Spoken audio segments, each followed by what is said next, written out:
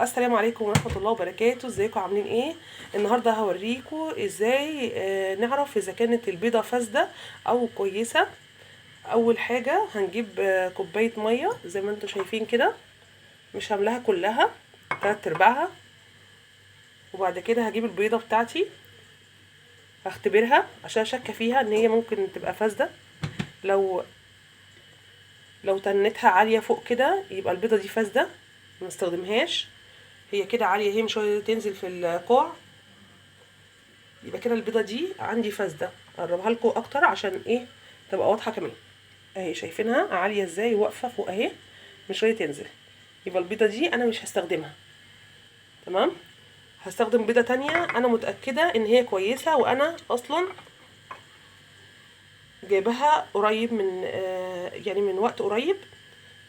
البيضه دي هحطها واشوف الفرق كده. شايفين نزلت ازاي، نزلت في القاع ازاي، خبطت في القاع كده ونزلت في القاع. البيضه دي كده سليمه. طالما البيضه نزلت في القاع يبقى البيضه دي سليمه.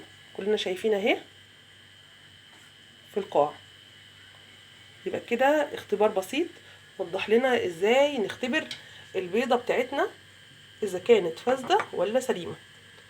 تمام، انا ممكن احط بيضه كمان غير اللي انا استخدمتها الاول لو عايزه تشوفي. واحده كمان اهي،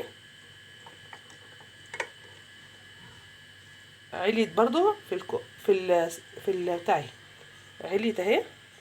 على فكره الكوب كبير، الكوب كبير، خلي بالك برضو، يعني يكفي الاتنين، مش مثلا خبطه فيها او كده زي ما احنا شفنا في الاولانيه. الاولانيه هي بتتحرك اهي تحت، واللي فوق بتتحرك براحتها برضو، لان ده مج كبير قوي. بصي، واحده عاليه فوق اهي، دي طافيه فوق اهي، وفي مساحه انها تنزل. واخدين بالكم ان المج اصلا واسع. بصوا، في لو هي سليمه كانت نزلت تحت كمان، لكن دي كمان فاسده.